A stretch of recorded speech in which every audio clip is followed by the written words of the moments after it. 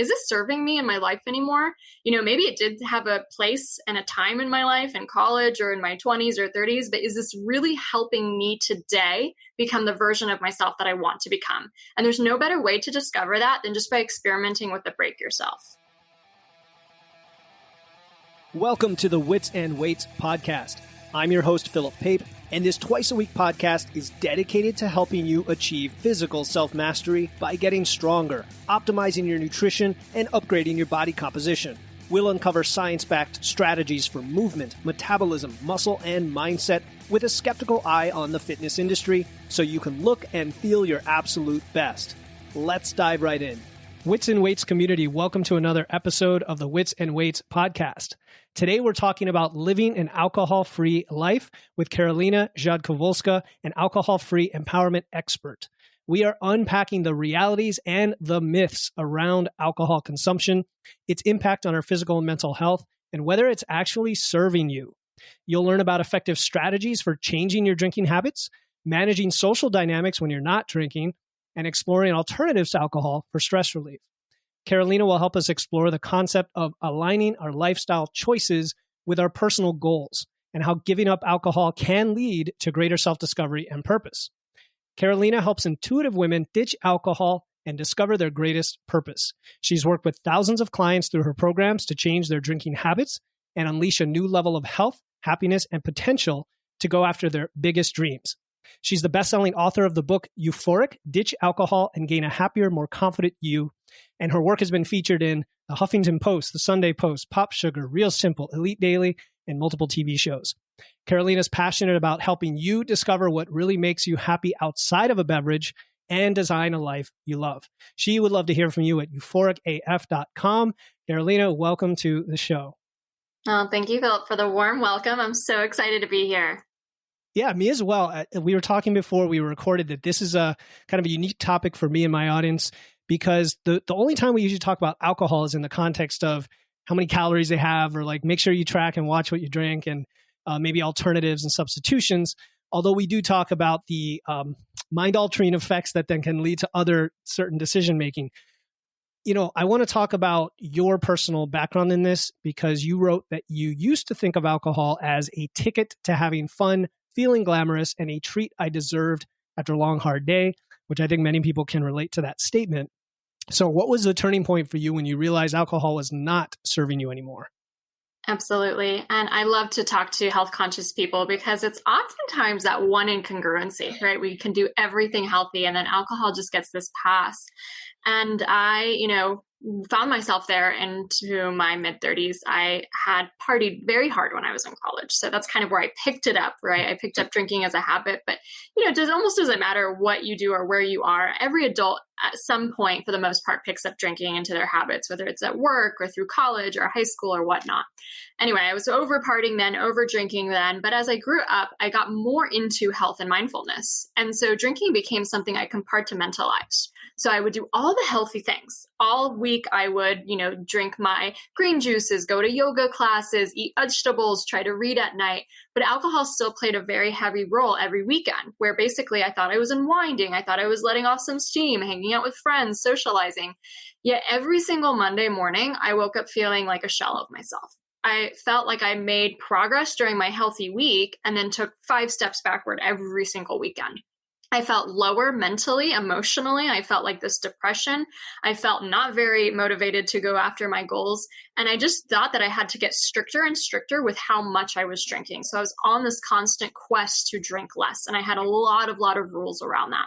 And this cycle repeats itself for over 7 to 8 years of just living in this constant, I want to drink less, I want to be healthier. And yet somehow this thing keeps happening to me every weekend. I was tired of it, honestly. My drinking wasn't what you would call traditionally problematic with a rock bottom story. Mm-hmm.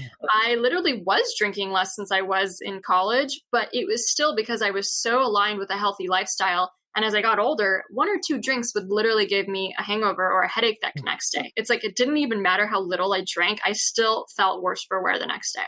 And I think that's something that we don't often admit to ourselves. Like nobody actually wakes up the next day after drinking feeling like $1 million, right? Like alcohol has certain biological and toxic properties that our body has to detox and absorb and process through, and it changes how we feel the next day.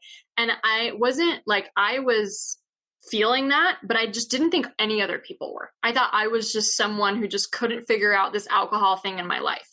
And finally, I heard of dry January. And to me, that was like this release and this permission that I finally gave myself to explore what a break from alcohol could do, because this whole drinking less wasn't working. It was still giving me so much strain and stress, so much mental gymnastics, like what's the rule today? How am I going to let myself down when I actually do break it 9 times out of 10? But dry January was like this, okay, I can actually just get some space away from alcohol. And I never thought I could do that before, because it always seemed like there was the social pressure to drink, and it's like, well, what are you going to say to people if you're not going to drink? Do I have to admit that I have a problem? Do I have to start going to these meetings? And so I kept like putting it off, thinking I wasn't allowed to really do it until I heard of dry January. And that was like the first time I could publicly just be like, hey, I'm doing this. I'm taking a break from alcohol. And it allowed me to fall in love with a completely new lifestyle. Every single morning I woke up with so much more energy, so much deeper sleep. I mean, the sleep got so much better. It was incredible. I also started waking up feeling so much more proud of myself, so much more self-love, where the decisions I made the day before were setting me up to succeed the next day, and not like I was 5 steps behind, right? I was waking up on the right side of the bed instead of the wrong side of the bed. I started to cultivate new discoveries into what made me happy. And I noticed that my mood was actually really elevating just naturally. I was enjoying hiking more and just being with family and friends. Like my mood was going up. And February comes along, and I don't yet believe that I'm allowed to remain a person who doesn't drink. Like I'm just like, well, socially, people are going to expect it. So I drink a few times in February, and the contrast is so big. 1 or 2 drinks completely ruins my sleep. But what I really notice is how much it ruins my mood. I literally have a drink or 2, and then an hour later, I get frustrated, cranky. I'm picking fights with my husband. And that was like the wake-up call I really needed, because to me, I thought I was drinking to have fun. I thought I was drinking for the pleasurable quality. I thought I was doing it to elevate my mood. And when I saw so starkly that it was literally ruining my mood, and I was so much happier in January without it, that's when my mindset really shifted. So I committed to another break at that point, which actually turned into 5+ years later that I'm here at today, that I remain a non-drinker. And everything in my life has snowballed and changed so much. Not only did my physical health change, my emotional health, my spiritual health, but I also recognized why I was really drinking, like the existential reason. I couldn't wait for the weekend every week. My job couldn't go fast enough in order to get off, and I couldn't wait to finally unwind with some alcohol. And I didn't realize how unfulfilled I was with my work week. And so instead of putting up with that and using alcohol to numb that, I literally changed everything. I decided to launch a business and to leave my day job and to do what I'm so passionate about, so I feel fulfillment every single day. And so instead of that immediate gratification I was going for at the end of a work day or the end of the Friday or whatever, I now feel that like long-term fulfillment on a daily basis, which is what I'm so passionate about sharing with people. I mean, you've sold me just with your story, Karolina. It's and you've answered all my questions already, but no, not really. I love so many of the parallels here. There's definitely parallels with other things that people find triggering to them, whether it's food or something else that kind of is tied into something else that we're covering up. And you mentioned you didn't have to go through this rock bottom to get there necessarily, but I like that you did the experiment with the dry January that gave you the contrast, because what sticks out to me is the need for community here oftentimes, right? The relatedness to other people, that there's such peer pressure, if you want to call it, with alcohol, whereas other things like foods, I don't know, candy, for example, if you want to stop eating candy, nobody's going to get on you for that, right? But it's like, oh, you don't drink? Why not, right? Like, I bet you get that question a lot. So some things you said about compartmentalizing it, and I don't know if you use the word, but I'm using the word rationalizing, right? We do that, lying to ourselves. Let's admit that. The interesting thing is, I know what you're saying as far as these symptoms, and I think everyone has different versions of those, right? Like, I know that if I had surgery recently, so I couldn't drink for like 2 weeks. I occasionally will have 1 drink a week, but just even not having had it at all, you could see the differences. Even though I'm dealing with all this other stuff, you could just sense this greater sense of clarity and other symptoms that mysteriously go away. Okay, so I want to focus on the positive first and then get into some of the other things you mentioned, because by removing something, that's fine. You've now added in opportunities to your life, right? What opened up for you now that you became alcohol free? Yeah, such a good question. I was living in such a place of mediocrity before, and all of that was just fine. Like, I was living a just fine life. I had my job, I had my marriage, I had my, vacations once a year for 2 weeks, right? And I really didn't believe that I was allowed to paint outside of those lines. And I think going alcohol free was like, first, it was just the little things like, okay, I'm not drinking this Friday. So what do I do on a Friday night? Like I literally drank every weekend for a decade. Like, that was my source of fun. And so I had to kind of rediscover what pleasure and fun looked like in my life. So I started exploring new activities. I started going out and doing things I wouldn't normally do. I did paddleboard yoga. I went to writers' workshops. I went to Zumba classes, just totally getting outside of my comfort zone. And I think that really brought me in touch with all the mental time and energy you also release from not drinking alcohol. Started really getting me in touch with my deeper creativity, my deeper intuition, and my deeper passions. And when I really got so strongly motivated to recognize how incredibly life-changing it was to change my relationship with alcohol, I knew I wanted to share it with other people. In the past, though, alcohol and just my past limiting beliefs would have told me, you're not an entrepreneur. You can never write a book. In fact, I had tried to write a book for over a decade. I used to write a lot when I was a kid and adolescent. I would write little poems, short stories, journal a lot. And as soon as I start drinking in college, my writing just completely dries up. But the desire to write doesn't go away. So I keep having these New Year's resolutions every year. This is the year I'm going to write a book, right? I'd always wanted to be an author. And I would write maybe the first week of January, and then it was completely like scrapped to the side and I never worked on it. Alcohol didn't give me the creativity or the discipline in order to do that. It was so much easier to open a bottle of wine than write the next great American novel, right? And so I continued to choose what was easy and my comfort zone over and over and over instead of push myself. So just allowing myself to push myself outside my comfort zone, find these new senses of creativity and passion, but also kind of change some of these limiting stories, because I never thought I would be happy without alcohol. I kept telling myself a story that's not like I needed it, like I was dependent on it in some kind of addictive or biochemical way, but that like it brings pleasure to my life. It's fun. I'm never going to have fun without it. And that limiting story made me feel so stuck. And so I never thought I would be so happy without alcohol, but I was. And so I was like, well, wait a minute, maybe some of those other stories I'm telling myself, like I couldn't be an entrepreneur, or I couldn't quit my job, or I couldn't write a book, are also BS. So it started expanding my sense of possibility so much. And I just got such a fire of confidence, courage. Like we just talked about, everyone really assumes you're going to drink, and most people do drink. And so when you go alcohol free, you build your courage muscle like no other. Just the simple fact of saying no thank you, or explaining it to people, or whatever, like you're the odd one out in that moment. And that courage muscle that you're building to align your life to your values, to what works for your well-being, and not just doing what other people are doing to try to fit in or to please anyone else, it builds so much strength and courage within yourself. And so I think it's like this confluence of gifts that you get when you go alcohol free. Not only do you get that clarity, do you get that time and energy back, I got that confidence, that courage, that also rediscovery of what my real passions were instead of just outsourcing fun to a beverage. And I just got so excited to say, like, why couldn't I go after my dream life? And my story is not an anomaly. Most of the clients I work with, and a lot of women I've heard from who've just read my book and stuff, they ditch alcohol, and it's like that fire within them is completely ignited to go after their deeper passions. I know people who've written books themselves, launched businesses, started nonprofits, moved somewhere beautiful because they've always wanted to live there. It's just an incredible way of activating that deeper desire within of what we want instead of settling for the status quo that we have. I love the vision and the dream you paint, which is where I wanted to go first, because then we kind of reverse engineer back to it. And I am going to ask you a little bit about science along the way if it's something you want to get into. But you talked about the courage muscle, unlocking the fire, having time, energy, clarity, all of these things, which is amazing. And I wonder if some people are listening thinking, is that the thing at least one of the things in my life, besides others they may be aware of, that if I just stopped as an experiment to see what would happen, would all of a sudden unlock? Why do you think that is? So that's the big question, is I guess physiologically or otherwise, because you said you weren't really addicted, or it wasn't a dependence. Is that true, really? Or maybe you were a little bit? I will definitely argue for emotional dependence. And I will say that most people in my city also have that same emotional dependence, right? And I think most of us are kind of brainwashed into having and alcohol regularly in our lives, and usually it's a lot more than just the one drink a week like it is for you, right? It's like a few drinks on Friday, Saturday, Sunday type thing.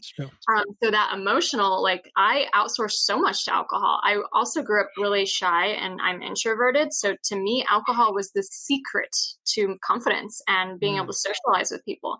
So there's a lot of things I outsource to alcohol in that emotional way. And that's what I love doing with my clients, is that a lot of times it isn't this deep, like I'm talking addiction as in like, if you remove alcohol, the person's going to get sick, right? You're going to need to go to the hospital. When it's emotional, though, it's all these just mindset associations we've formed over time, and all of those can be broken. All of those can be reframed and rewired into something different. And when someone finally feels, for example, confident on their own to socialize and they don't need a drink, what a powerhouse we've just unlocked. You know what I mean? But going back to your question about the science, why do I think this is? So one really big reason is literally what alcohol does to our neurochemistry. And I didn't know any of this when I was drinking. So it's just was a huge mind blown kind of moment when I started learning more about it. But I could, once I knew about it, see it when I like reflected back on drinking. So first of all, alcohol is a depressant. It will slow down our central nervous system and really kind of slow down our cells and our processing and stuff. And some people obviously enjoy that kind of numbing effect that happens when alcohol's in the way. But what happens that I didn't know is that our body is a miracle, right? We have these counteractive systems in our body. And so when this depressant is introduced, the body actually knows to release stimulants in response to it. And so the body releases cortisol, adrenaline, and dynorphin. Dynorphin is something that is basically the opposite of endorphins. It makes us feel very low and depressed in response to alcohol. Most of the time, this is released maybe like you'll feel it once the alcohol effect wears off. So it just depends on how much you drink. If you drink just one drink, you'll probably feel it like an hour later. If you drink all night, though, you might feel it in the morning, right? If you wake up at 4 a.m., like with the jolt, like how many people have had that kind of wake up call after drinking? It's literally like cortisol has just been totally released in your brain and your body. You might feel it the next day by just having anxiety or just being overly worried and just feeling just kind of behind on things as well. And what's really interesting about these stress hormones is that while alcohol, the actual, toxin of ethanol can be processed in our body quite fast, or not quite fast, but depends on how old you are, within a day or two. These stress hormones can actually live in our body a lot longer. So when I was drinking every weekend, but like not drinking during the week, I actually was never experiencing my true mental state. I was always at the effect of those stress hormones, like circulating my body for longer. So we have the heightened stress hormones when we're drinking, but then also what alcohol does is lower a lot of our happiness neurotransmitters. So our GABA, serotonin, and dopamine go down. In fact, because alcohol does this high spike of dopamine in the brain, our brain is like, this isn't natural, right? So over time, it actually retracts the receptors that catch dopamine. So people who drink regularly have lower levels of dopamine, serotonin, and GABA in their brains. Again, this is just all the time, not just the second after drinking or anything like that. So you have the heightened stress hormones, the lowered happiness neurotransmitters. And to me, what that looked like in my life was just apathy. Like on a general day of the week, I just felt apathetic, pretty bored, a little stressed. Like that was just my bleh feeling, right? And then on a Friday, I could get excited to have a drink, to have that one little spike of dopamine I was so looking forward to. When I ditched alcohol and allowed my neurochemistry to rebalance, I noticed those stress hormones start to go down. Those neurotransmitters start to go up, and the littlest things start to make me feel so much more joy and happiness. They even have a word for it called the pink cloud. Now, the intense surge and the intensity of that might wane a little as you get used to it, but like the feelings I have of just well-being and joy are so much heightened as a non-drinker than as a drinker. So I think that's a huge component to it when we look at the science. There's a lot more, obviously. Good sleep, I know for anyone interested in health, is so important. Just one glass of wine has been proven to reduce our REM sleep cycles from around the 5 to 6 tonight we could get down to just 1 or 2. I didn't know that either, right? So here I am. I'm a pretty big sleep fanatic. I was always making sure to clock in those 8 hours. I was getting the 8 hours, but my sleep was so fragmented, so poor, the quality, that I didn't understand why I was so exhausted, why I was always feeling so lethargic and stuff. And there's all these things that happen on a biological level. Like we could probably write a whole book just about that on alcohol, of what it's doing. It's a toxin your body has to work overtime to process. It's also slowing down your metabolism at that same time because it has to process alcohol first. So all the things we ate that day aren't getting processed because we have to, you can't store alcohol in the body like that. Sure. So there's just so much going, I think, on a biological, neurochemical level. Even molecularly, they've tied anxiety to alcohol in our cells molecularly. And it's so interesting that we're learning more and more about this. And so it just starts to, really get the questioning, not to say that everyone's got to quit drinking and it's this horrible thing, but it kind of allows us to have permission to not have to have the rock bottom or severe problem, to just be like, wait a minute, is this serving me in my life anymore? Maybe it did have a place and a time in my life in college or in my 20s or 30s, but is this really helping me today become the version of myself that I want to become? And there's no better way to discover that than just by experimenting with the break yourself.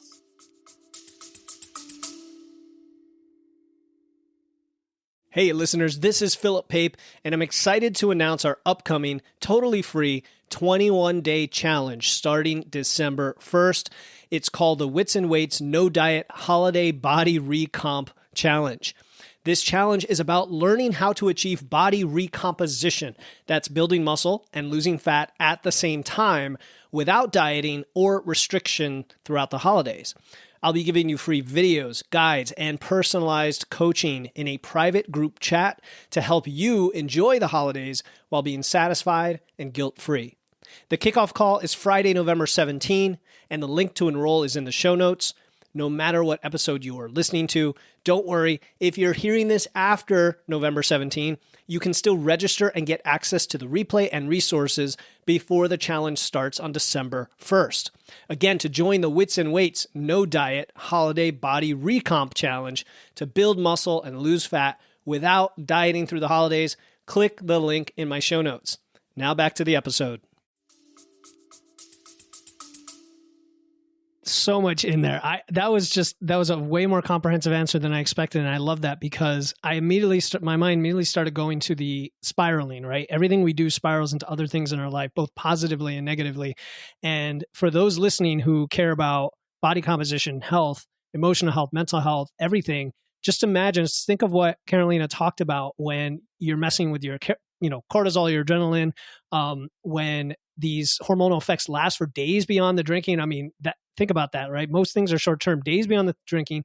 It is true that alcohol gets processed first. So now you're blunting the benefits you're getting from all your protein that you're trying to consume for your diet.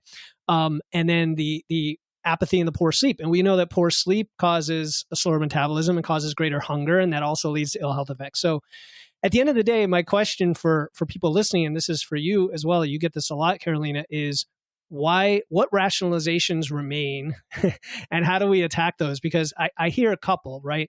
One is that there are so-called benefits of alcohol, whether it's the resveratrol and red wine, antioxidants, all this. And I used to believe those as well. I used to have my red wine every day with dinner. And I was never a big drinker like you, but still, frequency-wise, it was enough. And now I understand that there are really no upsides at all. According to the evidence, there's really no upsides to alcohol. And so that's one rationalization. The other is stress relief, right? Like I've had clients who were trying to limit our calories or trying to clean things up. And it's like, well, I have to have the alcohol. Well, really, do you? Is it a non-negotiable and then they get rid of it. And all of a sudden, oh my goodness, everything else got easier. I wonder why. So talk about all of those remaining rationalizations and how we can dispel those. And then we can move to all right, what do we do now?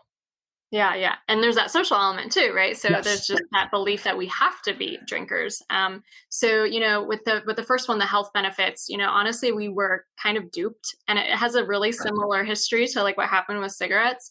In the last 5 to 7 to even 10 years or so, there's just been so many conclusive studies that show there is no health effect of alcohol, and any previous health effects that were tied were done by flawed studies. And so once you kind of weed those out and clean up that data, there is only life lost, only degenerative diseases, only more risk for cancer and cardiovascular. You'd have to drink I think 18 bottles of wine to get any of that resveratrol antioxidant effects that you want, right? And they actually can pinpoint it. There was a doctor back in 1991 who was the first person to say that alcohol is good for your heart. And that is literally, you could look and go back and see that in the 80s, more Americans drank soda with dinner than wine, which obviously soda isn't the best either. But, it's just so interesting to see compared to this huge consumption level that's changed in the last 30 years because alcohol essentially became a health beverage, right? Mm-hmm. And so I think that is really, really just a good, not just wake up call, but we can drink, we can have alcohol, you can have all the things in your life that might not be so good for you, but we need to know, we need to be informed of what that's doing to us. And so I think to call alcohol a health beverage for so long and to say it has so many benefits and this and this and this, that was wrong. And thank God now we're getting the new information. And then people can choose what they want to from that. For example, Canada just lowered its drinking limits to literally 0. Or if you want to, have a little risk, it's 2 drinks a week. I mean, think how different that is from, what we were saying, 7 or even 14 drinks a week. Like that is a lot of alcohol in the system, especially for a woman. Anything over that 7 drinks is actually considered heavy, risky drinking.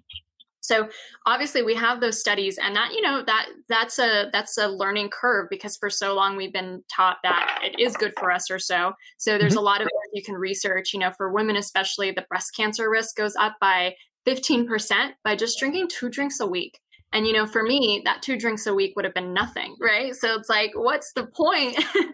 And then you mentioned, obviously, the stress response. So this is obviously a big one. It actually becomes a habit where our brain literally gets the cue of, okay, it's time to drink. And we understand that there's going to be this reward of that stress release.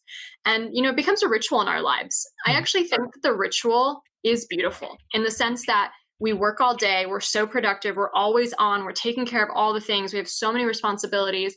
And you get home and you pour a glass and you finally allow it all to melt away and just to relax. I think that is actually beautiful.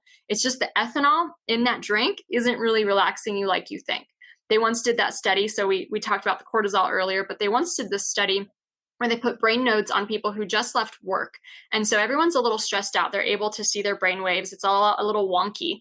And they go to a bar restaurant and everybody orders a drink. And all of a sudden the brain waves relax. They're nice and smooth. And the kicker here is that nobody actually received and drank the drink. Okay, they just ordered it. Got it. Right? So it's like we can see the power of habit and the power of ritual on our brain to anticipate that relaxation. And honestly, one of the easiest ways to make a switch in order to still have the ritual without the negative side effects is mocktails and alcohol-free beverages. There's so many on the market these days. There's ones made especially for people who are health conscious or athletic, like Athletic Brewing, for example, that literally have the same taste and or quality of an adult beverage, but don't have any of that ethanol or negative side effects. And I have to say that like most people find that placebo effect like that works like a charm. And it also really helps in the social occasions because we do have this huge ritual around drinking. We come together at birthday parties, at weddings, at funerals. I mean, literally any Wednesday of the week for a game night, whatever it is, alcohol is going to be around. And it's like, you mentioned earlier, would someone care if you stopped eating candy? Hopefully not. But for some reason, we're so fixated about what's in our cup, And I think that like we can kind of start tearing that pressure down. And by having a more inclusive society where alcohol-free drinks start to be more normalized, okay, you have the beer in your cup, I have the alcohol-free beer, who cares, right? We're all socializing, we're all bonding. And so I think that's also a really beautiful way, not only to get that stress relief, there's so many other ways, obviously. We can incorporate some more yin yoga or some breath work or meditation, or my favorite is just taking a walk at sunset. Because it doesn't matter what problems I have in my life, like they all seem super petty when I'm watching the beautiful like grandeur of the universe explode in front of me during a sunset. So there's obviously a lot of other stress release techniques, but we have to be willing to experiment. We have to be willing to ask ourselves, what if alcohol actually isn't the best way to decompress my body? Because it's not doing that on a biological level whatsoever. What if I try these other things while I take a break and kind of learn and go from there? And then that social element too, I think the more people who are starting to not stand up and to say alcohol is bad, but just to encourage a world where not everybody has to drink at every occasion, where it's perfectly okay to choose the alcohol-free option. We're starting to change that expectation too. And, it starts one person at a time. It starts with a ripple effect. Like I had a friend group that would totally have questioned why someone wasn't drinking a few years ago. And no one would do that in my friend group now. Everyone's kind of aware enough to say everyone can choose their own way. Hi, this is Allan. I just want to give a shout out to Philip Pape at Wits and Weights for his nutritional coaching. His coaching is based upon science, research, intellect, and wisdom. His coaching is safe, supportive, connecting, and it actually has helped reset my compass in terms of how I direct my health, the action steps I do, and really, really has helped me regain trust and belief in what my body can do and how my body can change. I tell you, after this interview, I'm definitely going to be talking more about this on this platform and others, because I do think it's really important as a health issue as well as a social issue. And I know what you're talking about with rituals. When I'm in a fat loss phase, I cut out alcohol altogether anyway, just because I don't want the wasted calories, so to speak. And I will actually have a diet root beer sometimes in the evening as like my go-to, because it has that flavor. And yeah, it's soda, but it's not, it's fine because it's not alcohol. And I get that. It basically replaces it without any harm. My wife's not much of a drinker, so I kind of don't have that pressure when we go to like family dinners or whatnot. But I found that Guinness, alcohol-free Guinness, is delicious, right? And like it used to be that O'Doul's was the only option. So because what came to mind earlier for at least a lot of men, and maybe I'm stereotyping, is like the craft beer industry and the distilleries and all that have become really sophisticated and cool now, right? You see it in the marketing. It's a big piece of the modern man. He did all that kind of idea. So even for men and women, mocktails and new drinks are a great option. What are your favorites for those? Like what is there particular recommendations you have when people do that, when they go out to just a random restaurant with friends? Yeah, so if someone's health conscious, almost all of the alcohol-free beers are like, once you remove the alcohol, those calorie counts go down so low. They even have like 10, they have 10 calorie IPAs and 0 calorie alcohol-free beers as well. So it's just incredible. But for the beers, like, Athletic Brewing's a great one. Groovy in Denver is a great one. What is it called? Brewdog is a good one as well. And it's just really exciting. I think what happens is that there's so much in this space. Like every month a new drink company comes out. So to me, I lived in San Diego for a long time. I was so wrapped up in that craft beer culture and the wine culture as well. And to me, like part of the fun is the discovery, the experimentation, exploring different options. And I think there's more happening in the alcohol-free space than in the alcohol space. So if like you like to try new drinks and see what's new on the market and stuff, you're going to have a lot of fun and you're not going to run out of drinks to try in this new arena. Wild AF, I think, is also really great. That is an alcohol-free wine that doesn't add back sugar or any juice. So it's also super low calorie and it's not overly sweet, which I love as well. So that's a really great option. Wild AF, you said? Wild AF. I know why you like that one. Yeah, that goes well with your brand. We also have, just new drinks that aren't trying to be, an alcohol-free substitute, but like these nootropics or adaptogen drinks, like Euphorics, for example. And I also say too, like just go to your health food store. Like there's literally hundreds and thousands of drinks on the market that aren't, that have some kind of more health quality that aren't alcohol. And that ritual really takes care of that like that. So you mentioned nootropics. So you mean there's like ashwagandha drinks you can buy and things like that? Yeah. Oh yeah. I'm not even aware of that. I should be as a nutrition person, but it's just been kind of I think this is probably true for a lot of people. Correct me if I'm wrong. It's almost like a non-existent space in your brain because you drink. Like you're not looking for the alcohol-free stuff, so you don't realize this whole world's out there. But I imagine it does take a lot of innovation to come up with something that's tolerable and tasty. Well, at least that's the assumption, right? In that space. Yeah, I mean, there's a lot of innovation happening. A lot of like the beer, they say, is almost like on par to par. The wine industry is still working on like really making it better, but it's really exciting to see everything that's coming out in the last few years or so and exploding. And I think really changing the younger generation's perceptions as for alcohol as well, which is pretty amazing. Now, do you get, we touched a little bit on the health effects. Do you get into some of the more details behind alcohol and its effect on fitness outcomes at all, like fat loss, muscle gain, athletic performance, and things like that? Yeah, absolutely. So first of all, like I'll just tell you my personal story. I was a ballerina growing up. So I always had a smaller frame and was athletic or so. And then I went to college and I started, drinking a lot and eating things like pizza rolls. And I was wondering by the time I was 21, why I like literally inflated like lots of pounds.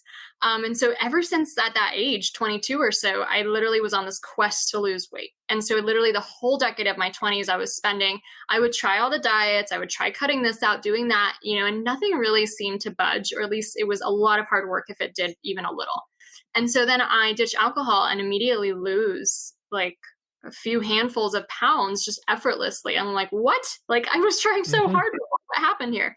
And that's what really caused me to look into it. So there's a lot of factors. Obviously, we understand the calories. Everyone understands that you're drinking the calories.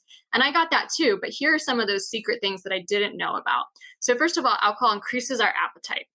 It actually signals to the brain to numb that signal that tells us we're full. So, when you're having a few drinks and you're munching on some pretzels or you craving that fast food, it actually signals that you're to the brain, you're not full, keep eating. It also increases your hunger levels because it depletes our nutrients. So I don't know about you, but I don't eat kale for the taste. For me, it's because I'm trying to absorb those healthy nutrients. And alcohol actually blocks our absorption of almost every vitamin and most minerals too, meaning they're just getting flushed out of our body and not absorbed. That also makes us hungrier, right? So it does, it's blocking that. We just touched upon it earlier, but because alcohol body can't store alcohol, it means it's one of the first macronutrients that has to be processed. So because your body's focused on processing alcohol, the fat, the protein, the carbs, they're getting saved for later, which could be in a muffin top, right? And that's because it was like that, my typical habit. This is what I was adding to my week of trying to be healthy, but this like boulder I was literally pushing uphill every week what was happening. Alcohol also really affects our aerobic fitness. So it increases our heart rate, but without any related physical exertion. So it actually makes the heart have to work harder to pump the oxygen through the blood and increases heart rate, blood pressure, and the inflammation, I believe, does increase cholesterol, because when you remove alcohol, studies have proven that cholesterol does go down. Mine went down by 50 points. So aerobic fitness. So is this the heart rate, those are longer term, it's kind of a cumulative thing, or will you see an immediate impact like the next day? You will definitely, if you have like an Oura ring or some kind of other tracker, you'll definitely see your heart rate up immediately. And obviously too, in the long term as well. It's just it habitually raises it and stuff. And so the aerobic fitness goes down. You're not able to do your best, PRs or runs because your heart literally isn't as efficient into pumping that blood and having that lower resting heart rate. And then it also decreases our testosterone and increases our estrogen. So for any kind of muscle building or muscle protein synthesis, it's depleting that testosterone that we need to gain that muscle. So those are just some of the things that I was like, whoa, I had no idea all of that was happening. No wonder it was an uphill battle to try to get fit when I was still drinking. And, the thing is like, we can just ask ourselves, for someone who has more than one and they have 2 or 3 or 4, are they really that motivated to do all their health and fitness goals the next day? And if they are they almost doing it out of a punishment and a very negative energy, right? Because I remember going to that hot yoga class too, thinking I needed to sweat out those toxins and having just the worst headache and pain because I put myself through that. So it's just amazing to see both intuitively, but also the science underneath it. Like, it's so much easier to live a healthy lifestyle when alcohol's not in the picture. And I think just waking up every day in a better mood from both the neurochemical level, the sleep being fantastic, all those things, it just sets us up to also then do the habits and the practices and the routines that instill a healthier lifestyle. I agree. And it's not like you need alcohol. See, I mean, you need food. And so it not limits you, but you have to choose from within that choice set. It's funny you talk about how it makes you feel in the morning, because if I drink during the week, and by the way, I'm probably going to start just drinking less, if at all, based on talking to you. So this is fantastic. If I drink during the week, it's the day before my recovery day, right? So it doesn't interfere with my lifting. And I'll even advise clients who have to drink, like, to time it in that way, which logically means I know there's a negative effect, and we all know there's negative effects, just intuitively. But it's great to hear it viscerally explained like that it affects appetite, hunger management, depletes your nutrients, and then raises all these blood markers, because that is counterintuitive to what we're trying to do here. So, okay. Then we talked about stress. We talked about, why it's not truly a stress management tool. How about when you work with clients, and we work with primarily women, right, to change their relationship with alcohol, help them understand why it does or doesn't serve their goals? What does that process look like? Absolutely. So, first having that awareness that that possibility, and I think that that's where I was living for a long time, was that possibility that life would be better without alcohol. But like this, how do I ever make that a reality? Like, everyone drinks, it's just part of the social fabric and all those kinds of things. So just imagining, I remember imagining what it would be like to be a Buddhist monk. Why? Because like, this Buddhist monk wasn't drinking. He was spending time in contemplation and meditation. Like, he was just living these healthy rituals every day. And I fantasized about that because it was so far removed from my like social life, or just a normal Western social life, because I didn't think I could live this healthy lifestyle and, really have boundaries around drinking unless I was like, living this kind of fantasy. So if anyone ever yearns for that kind of healthier lifestyle, that's already kind of a clue that, maybe that alcohol is playing into those negative side effects and just, lowering your mood and so forth. And the thing is that we have to recognize, if you look at it from a really objective level, like imagine I'm an alien, I just come to this planet, I'm learning about our practices. I notice that, okay, these teenagers, they're maybe 17, 18, 21, whatever, they're getting like this rite of passage around alcohol, right? Like these adolescents, they don't drink, but then as these teenagers come in, they drink, and alcohol is positioned as this tool to be cooler and more rebellious and independent and act like an adult. And then it's ingrained into the social fabric of every single event for the rest of their lives. Like, what a sneaky marketing ploy on that alcohol industry. So it's like this rite of passage we get into, and we have the habit for the rest of our lives. And so it's just kind of like so fascinating to question that, to question what is the role of the alcohol industry? What is the role, like who benefits when all these people on this planet are drinking? And what beliefs have I come to have in my life, whether I got them from my own experiences, whether I got them from TV. I mean, you can put on any TV show marketing to teenagers and there'll be so much alcohol on that show, whether I saw it on Sex and the City or in James Bond's movies. What like beliefs have I absorbed that alcohol either gives me benefits, pleasure, or comfort, or gives me some kind of status too, right? Because there's that, ooh, I'm a fine wine connoisseur, I know my varietals, right? That's status we're looking for in alcohol. That has nothing to do with alcohol itself. So we get these beliefs that really we formed over time about what alcohol does for us in the positive. And how I work with women is to help them change those beliefs, help them actually mine them and debunk them and discover that alcohol is not serving any of those things that you think it's doing. And let's find your own power to feel the feelings you want to feel. I always say it's not the drink someone wants, it's the feeling they believe a drink will give them. So how can we achieve that feeling without the drink and give the power back to the person? So for example, let me just make it super clear because I know this is a little nebulous. I at first started drinking because I thought it made me more confident. Super introverted and shy. I was growing up, and then I start drinking alcohol and oh my God, it's this magical elixir. Now I'm an extrovert. Now I'm the life of the party. Now I can make friends so easily. And so in my mind, slowly, maybe not consciously, but subconsciously, I attain this belief that alcohol makes me more confident. And I believe that so strongly. Like, I don't like going to an event and without a drink. I look for the first drink I can get. I continue to reinforce it that I need alcohol to be confident. The thing is that it's not making me more confident over time. It's actually deteriorating my confidence. So first of all, there's actually times I've embarrassed myself on alcohol, right? And there's just the little things like having wine stains on your teeth or saying something a little out of character or just waking up ashamed the next day of drinking a little too much than you wanted to. But there's also this other subconscious phenomenon of every single time I reach for a drink when I'm socializing to be more confident, I'm telling my subconscious, Karolina, you're not interesting. Nobody wants to talk to you. You have nothing good to say, but here, have this drink and you'll be so much better. And just telling myself that I'm not worthy as myself as I am. And so by the time I'm 30, when I'm reevaluating the relationship I have with alcohol, my confidence is so low. Alcohol never was raising it over time, right? It was this little Band-Aid that just really didn't work. And I have to really kind of nix this belief that alcohol makes me more confident. It actually makes me insecure. It's lowered my self-esteem over time. It's made me not be able to trust myself completely. And so, yes, do I have to work on confidence? Is this a new skill that I have to build in my alcohol-free lifestyle? Sure, because I never practiced it before. A lot of people who drink regularly literally haven't practiced socializing without alcohol ever, unless it's like at work or something, because it's just so instilled into us. So I learned to practice it. I learned to put myself out there. I gained the competence first to just get comfortable in my skin and recognize I don't need a drink to be confident. That's something I can build within myself. So now instead of telling my subconscious I need something outside of me in order to feel confident, I've now built that within myself and feel so much more strong and self-love because of that. I've nixed that belief out of my subconscious, and now I believe something completely different. Alcohol was making me insecure. It's only myself that will make me feel more confident. Now, we probably have like 20 to 30 big beliefs like that in our subconscious around alcohol. So each one of them needs that kind of a process to change the mindset.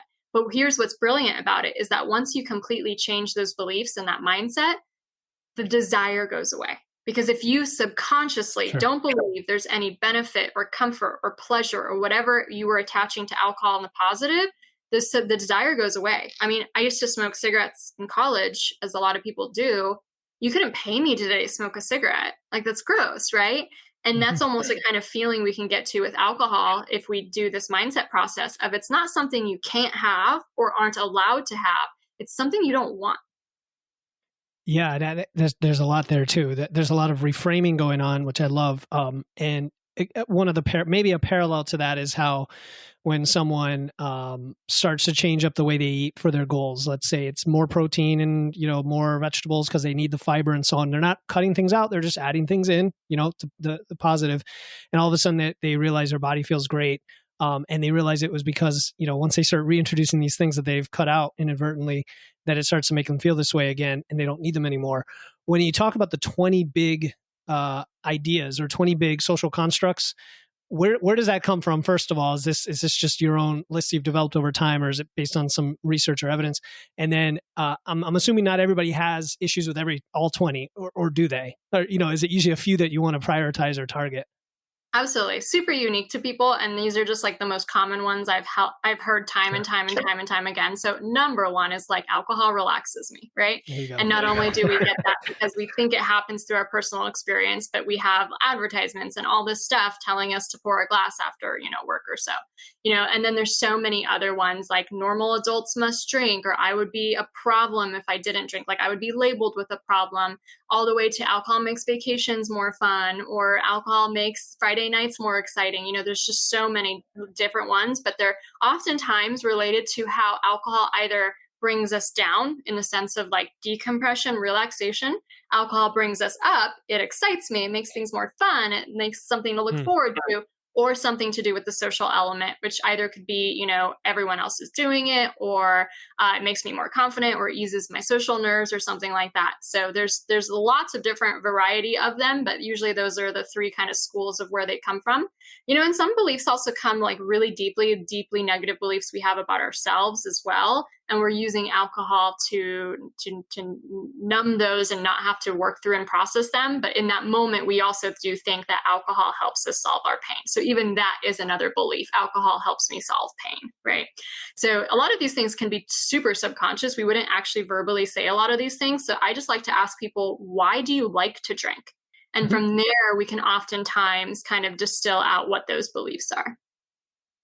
Yeah. So, and then as far as the social situations, you talked about alternatives, but what's the general advice for people listening who are just maybe tonight they're thinking of going out and drinking's going to be there? Like what are the steps that they should go through mentally potentially to start changing their behavior in the way that would serve them better? Yeah, absolutely. So anyone who's already embarking on a healthy lifestyle, like you're choosing to do things differently than maybe the general populace because you value your health so much. And I'm guessing it makes you feel very proud. I'm guessing you're proud of your workouts. You're proud of your eating habits. You're proud of the steps you're taking to live your life aligned with your health. And if we can see not drinking in the same light, that it's not something that we're doing that makes us the odd one out or the weirdo, we're actually the one who is aligning their life to their health and values. There's a study that came out that showed that over 52% of Americans actually wish that they drank less or not at all. And so we all have that desire, or not, at least a lot of us do, and yet it's not getting acted upon. So when you go out and are the only one not drinking with your friends or family or whoever, you have to know that secretly, at least half of the people there wish that they were doing what you were doing. It's kind of like, imagine if you were to go out with a friend and they ordered a fast food meal and you got the healthy salad. The person who got the fast food meal is a little like, I probably should have done that. I'm a little jealous or a little, whatever, envious about them. So like you can actually go from being what's called the odd one out into the leader, into the role model, into the inspirer. And there's so many incredible role models out there who don't drink that you would never even question about him. For example, Tony Robbins doesn't drink. No one's going to go around to Tony Robbins asking him why he's not drinking or, come on, just join us, buddy. Like he would laugh that off so fast. And you can find examples of that, of just these movers and shakers and people who really align their life, not only to their values, but also to their goals and dreams, where it's just like, why is there room or time for alcohol? It makes absolutely no sense. And then you can use that same pride that you use to achieve your other goals or, healthy living standards. and kind of, you don't have to proclaim it like a preacher with a pulpit or something, but you just kind of live with that energy. So instead of being kind of embarrassed or intimidated by this idea that you're not drinking out with public, you're like wearing it with pride, and that takes curiosity. And you never know that ripple effect you could create in your social circles. Because trust me, you're not the only one questioning it. You speak so much to me, and probably a lot of the listeners. I love the idea of pride and excitement and owning it out there, because the courage to be an outlier, it's concept we talk about a lot, to the point where you realize that being an outlier in society and almost anything probably means you're doing something right. It generally goes that way. And that secretly many people want to be in the same shoes. So we talk about support systems for health, right? When people try to sabotage your goals, and oftentimes it's out of insecurity because they really want to be like you. And why aren't you staying with the tribe, staying with the crowd? So when it does come time to do this, what about the closest people to you, right? Your friends, family who are still drinking, and you have to have some conversation potentially? Or is it more of a matter of, like you said, walking around with your chest high, pride, just making the decision and not really having to explain yourself so much as just saying, like, here's the choice I'm making? What are your thoughts around the verbalizing that? Well, obviously it depends on what, unique personal relationship you have with each person. But something so easy to say is, I'm taking a break and I feel amazing. Who's going to argue with that? Oh, here, have a drink and start feeling shitty again. Right? So it's like, we don't have to make it this huge permanent thing at first. And because we might not know where it's going to go, right? It's kind of hard to determine. Sometimes it's scary to say something more like final, like, oh, I'm not drinking anymore, or I quit, because you don't know where it's going to turn out either. So explaining that you're taking a break and you're feeling amazing, or you're taking a break to improve your health, I mean, those are all the truth and all very inspiring. And it can also kind of like, take the pressure off other people. As you're getting into it though, like I led with the benefits. So for example, my closest relationship was with my husband. And we definitely shared drinking together. It was kind of our pastime. It was date night. It was what we did on the weekends, And so to just one day be like, I'm never drinking again, would have probably been a little like, whoa, okay. Yeah. So instead, obviously, I took a break and I started sharing breadcrumbs with him. I was like, you know what? Oh my gosh, I slept so well without drinking the night before. Or, oh my God, I'm feeling so much happier. Or like, I feel so much more motivated to go hiking with you. And maybe even showing him more love and more quality time, so that when it came down to like whether or not I was going to go back to alcohol, he already totally got it. He already saw how much better this was for me and how much positive, examples I was sharing with him about how much better I feel. And ultimately he wanted me to be happy. Right. And in those places where the person maybe is, like you said, a little bit more insecure or just not reacting as positively, first of all, we hold that mirror up to the other person. So it might be that they are a little insecure about their own drinking habits, but it also could be deeper. It could be like they're scared that they're going to lose you, especially if that was such a time, like a pastime together. And for that, especially for like romantic relationships, I think it's really important to still devote the quality time and the bonding together. Just find new ways of doing it. So for example, instead of date night at the brewery, my husband and I signed up for a half marathon and did Friday night runs together. Like, what a cool way to bond and elevate our relationship to the next level. And it didn't tear us apart. It got us so much closer. So great. So great. I love it. And honestly, your advice could apply to anything that you are, making a choice to improve your health with. I imagine, I'm strength training and I feel amazing, I'm taking a break and I feel amazing. So I love that. And then alternative activities and alternative drinks and all these things are definitely the way to go. So, to respect your time, I do like to ask this of all guests, is there any question you wish I had asked, and what is your answer? Oh, sure. Well, if this was a lot for anyone and you want to kind of process it and, mull it over and get some really good guidance, do check out my book, Euphoric, Ditch Alcohol and Gain a Happier, More Confident You, because basically almost everything we talked about is in that book, and you'll get a lot of tips and guidance and a weekly plan to even follow to take a break from alcohol. So just be sure to check that out. Check the book out. And my final question was going to be, where can listeners learn more about you? Do you want them to go to the book or somewhere else? Yeah, so you can go to euphoricaf.com, and that's my main website. We have our programs. We run group programs. We also have retreats around the world, which is really fun. And I also certify new alcohol-free women who are passionate about sharing this with other people and helping other people change their lives. So if anyone's looking for a career change or just something to motivate them to help other people too, that's an incredible option. And then you can find my book at, Euphoric and Amazon or euphoricbook.com. And then I'm also pretty active on Instagram. So if you want to shoot me a question or, share anything with me, please feel free to. I'm at euphoric.af. And great content on there for those watching or listening. Definitely put those links in the show notes and check them out. This was really enlightening, super valuable. I love when I have guests on where I personally learn a lot because I know the listener is going to learn a lot and take action from this and improve their lives for the better. So Karolina, thank you so much for coming on the show. Thank you. Such a pleasure. Thank you for tuning in to another episode of Wits and Weights. If you found value in today's episode and know someone else who's looking to level up their wits or weights, please take a moment to share this episode with them. And make sure to hit the follow button in your podcast platform right now to catch the next episode. Until then, stay strong.